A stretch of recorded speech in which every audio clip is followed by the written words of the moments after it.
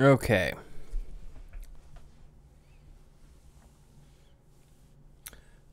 Welcome to the video dictionary. Today, I'm going to try something a little different. I'm recording it live, not streaming it live, but recording it live. So, we'll see how this goes. I want to see if I can save a little bit of time, maybe come up with a quicker way to make some of these, seeing as I don't have as much time as I used to. Here's the word for this week: worthwhile. Something that is valuable enough to spend some time working on.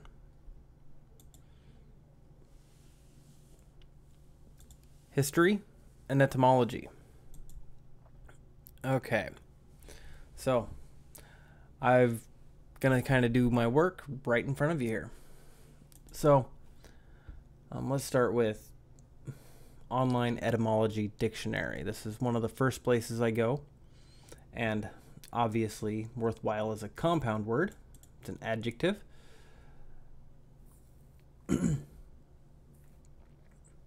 Of worth and while.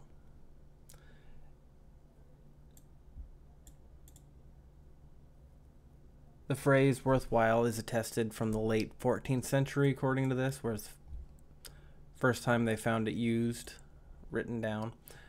Now this is where it gets a little bit more interesting, where we break it down into its different words. The Old English worth, I think that's how it's pronounced.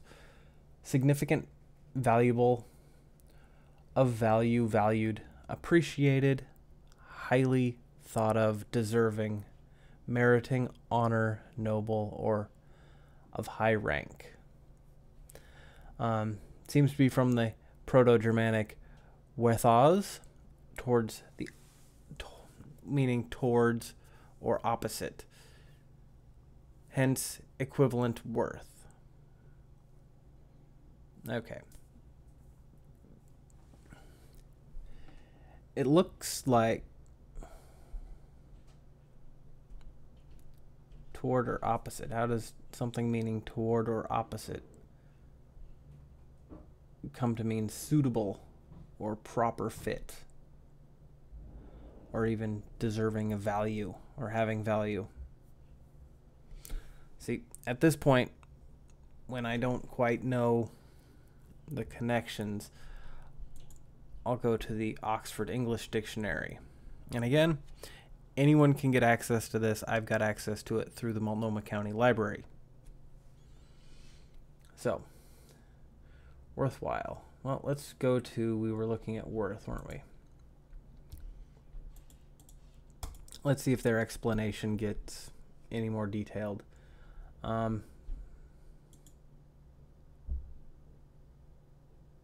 It looks like they say it's coming from a different place. Or no, that's saying that's got cognates, meaning that it may have come from the same place, but may have come from the same origin, but this is the word in different languages. So Old High German werd, or werd, Middle High German vert, Icelandic verthur, verthur. Okay. And now what I like about the Oxford English Dictionary is it has the oldest known English definition of the word, and in this case, having a specified value. So it doesn't even mean it's something that has a high value, it's just something with a specified value. Having a specified monetary or material value. Okay.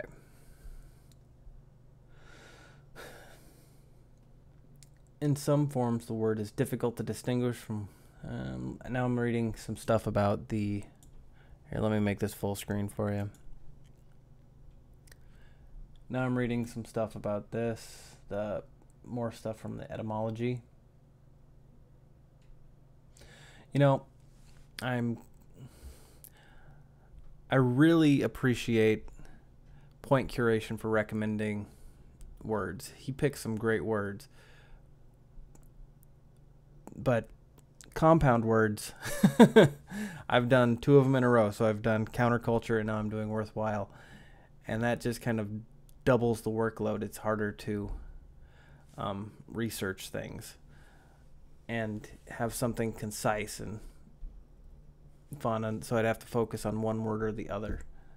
Now, let's look at while. While could be fun.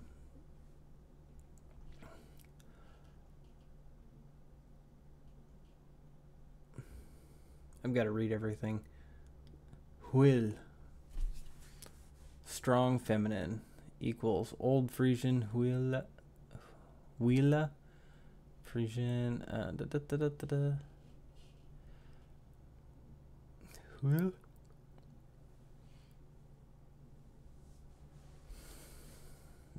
Old Norse, Old Germanic. Zuilo.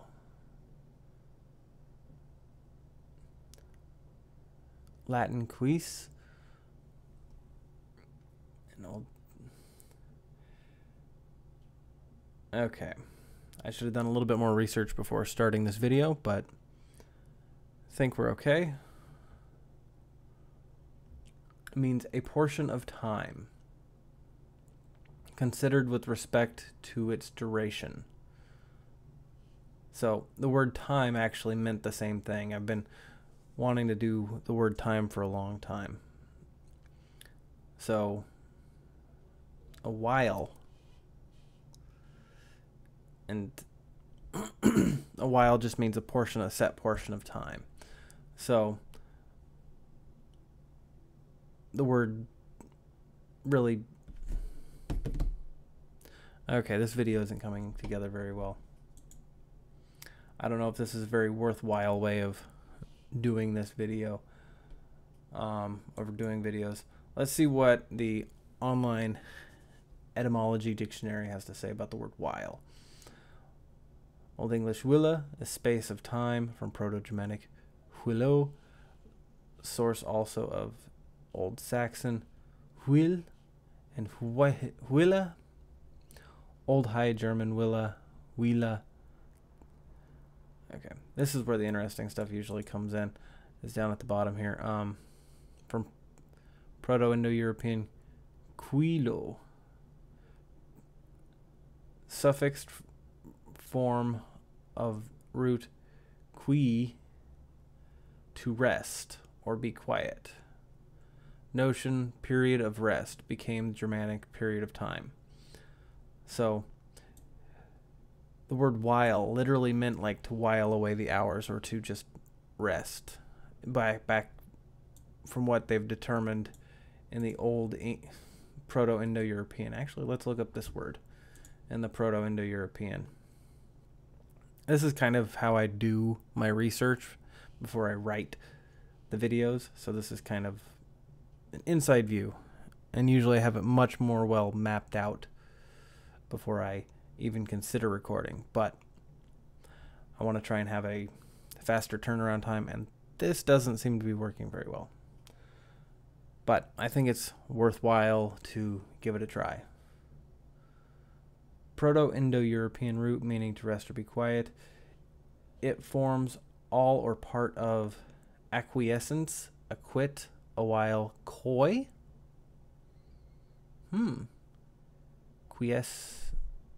Quiescent, quiet, quietism. Huh. That's some interesting connections there. Quittance, while, requite, quit. So it means to rest, to stop. Okay. See, this is why I love this web page. You can follow it forever and just keep learning stuff. It is the hypothetical source of / evidence for its existence is provided by Avestan Shaitish, joy, Shaiti, well-being, Shaita, happy. Old Persian, I don't know what that little wedge means. Satish, joy, Latin, quies, rest, repose, quiet, Old Church Slavonic.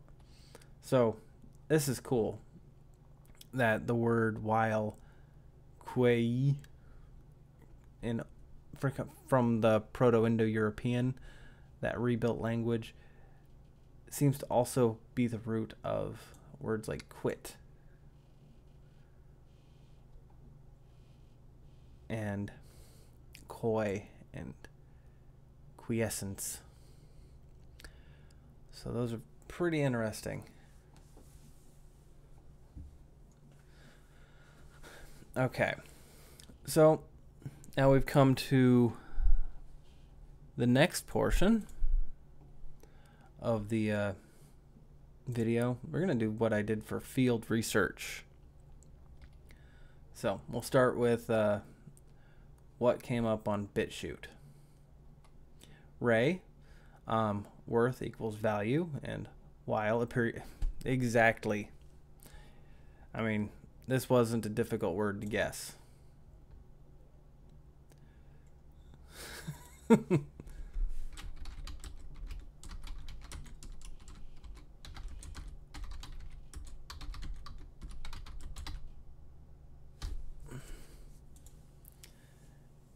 And then PJS from DFW, value divided by time equals productive.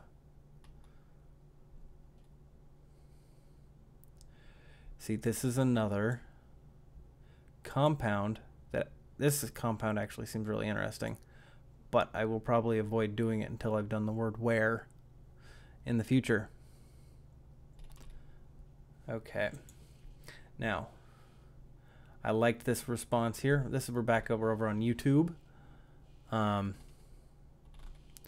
it's recommending equity for me now. From the Cozy Comfy Poetry channel. Her definition of worthwhile is, do I put on lipstick or not? Clarified with that.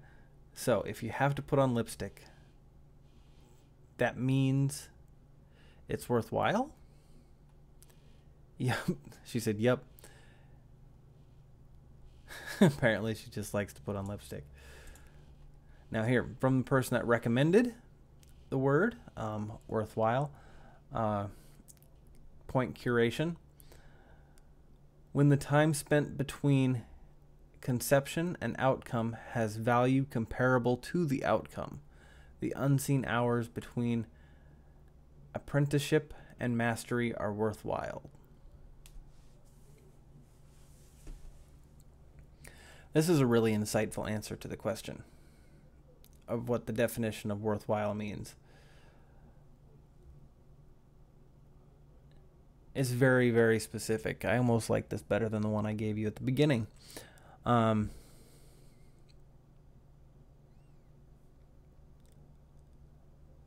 Is the time I'm spending doing the video like this going to be worth it, or should I have spent even more time doing the video the way I used to do it with a lot more preparation? I'm pretty sure I should have done the more preparation route, but I want to see how people react to this format. And from Adherent of Lady Columbia, an item, concept, or goal that has an item, concept, or goal that has inherent value or is perceived as having such. So he's including that something may be worthwhile even if it's not something, even if it's only perceived as being something valuable, something that's worthwhile. And now over on my Patreon, we're going to take a look at what Mark Sparing had to say. He said, it's something that's worth waiting for a while. This also may be a comment on how often I put out videos now. So I hope this is worth it. I'm gonna do your word next. Let me look at that. I'm gonna look that up. So Mark here.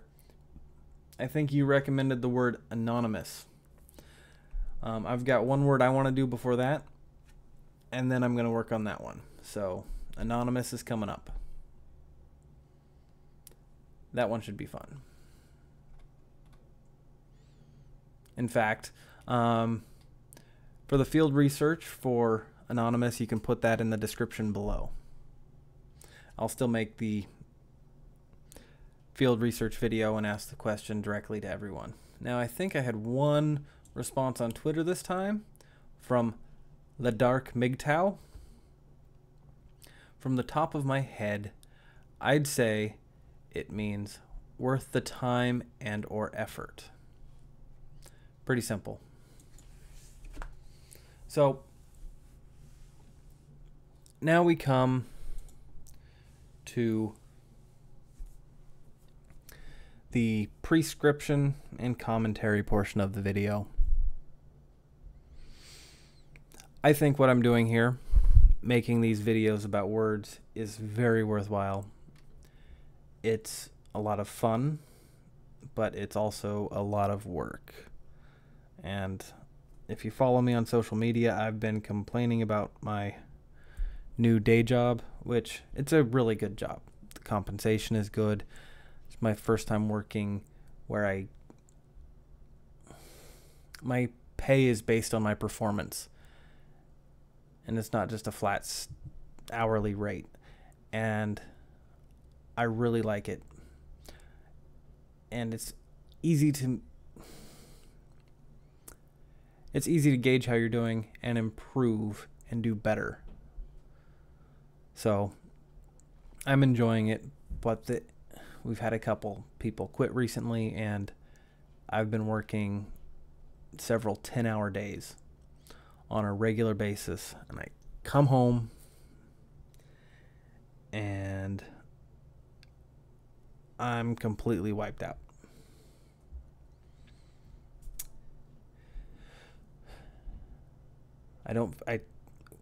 Before, I wasn't talking at work. This job requires a lot of talking. And so when I come home and I sit down and I want to write, it's using the same mental muscles or something, and they're exhausted. And I don't want to do that at the moment. So I wind up playing Tetris or something, or some other video game. But this is worth doing, and I want to stick with it. I need to find some way that works. Now, what I really want to make, not only because I find this fun, but the thing that I want to get across in these videos, and I haven't been focusing on it because I've been trying to figure out a format and build an audience, but I think I need to get down to what I love about language, is that it's a very complex system that works and is efficient and allows for amazing things to happen.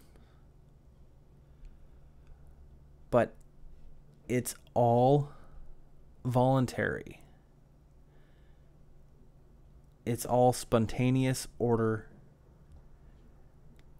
without authority above it. That's what I find amazing about it. It is one of the few places where you really see what freedom from authority and freedom from demagogues and people telling you what to do can actually bring people together and help create something beautiful, something useful, something that makes people's lives better.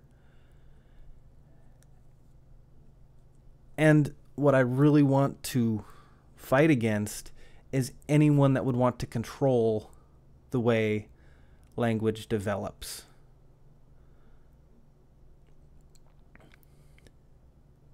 That's what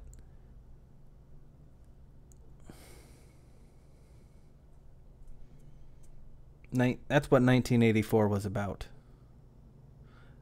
That's what George Orwell wrote about in that book, was people trying to control the formation of language. People trying to set it in stone and tell people what they could and could not say, how they could and could not talk, what they could and could not think. And anytime someone tells you that you can't use a word for any reason,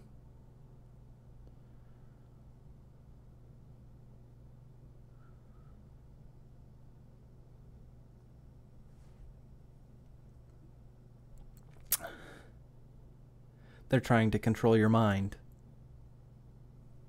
Now, you should be careful about the words you use, because you'll never know how other people will interpret them.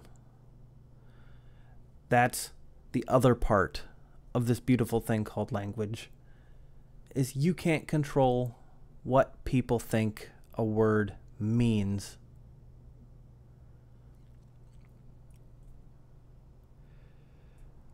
For a long time, during the 2016 election and all the way into 2015, there were several definitions of the word alt-right floating around. You can look at Milo's original article about it, where he talked about the alt-right as an alternative to the traditional right wing, but he didn't know that it was already being used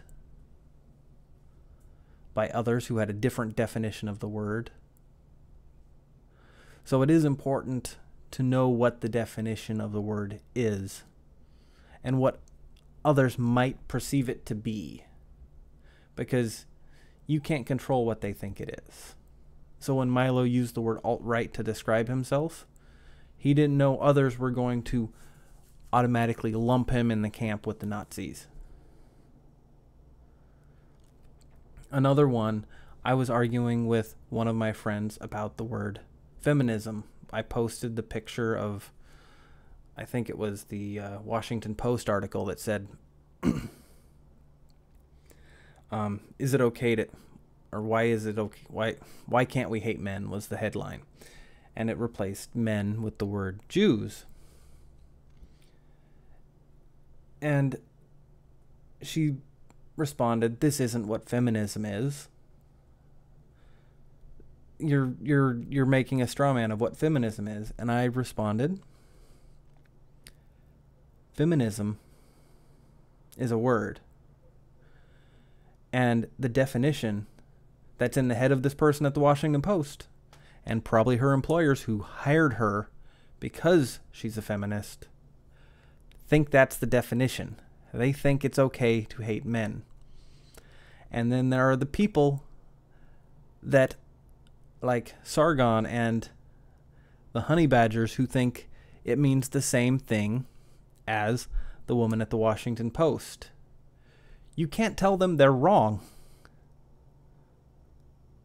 because their definition of the word is man-hating.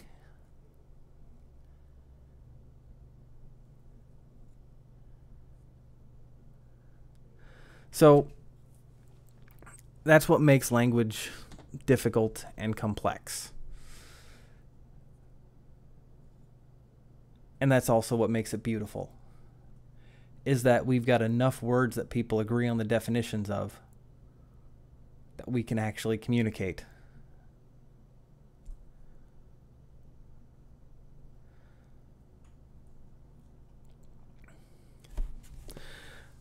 This may have been a bit rambly, but thank you for your time. Thank you for listening. I know this has been a long entry. If you want to help support the project, you can go to my Patreon. I've just added a tier a while ago where if you want, I love Words with Friends. I don't have enough people to play with. So at the $10 level, I will play as much Words with Friends with you as I possibly can. And Another one that I really want to do on my here, I'm going to go to my Patreon and I'll show you all these.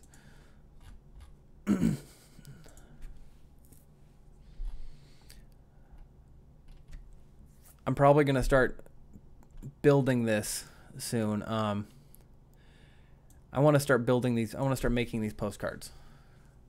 I want to mail out postcards with definitions and my artwork and mostly photography, and start doing that. If there's anything else that you think would be a better reward for these different tiers, let me know. I'd be glad to add whatever you guys want within reason. So you can also follow me on Twitter at Lexicechographer. You can also find me on, where is it? Gab and Minds. That's the wrong Gab page. That's my personal. There we go. You can find me on Gab, Minds, and I've even got a Facebook page. So join me on there. So thank you for watching, and until next time, keep on learning.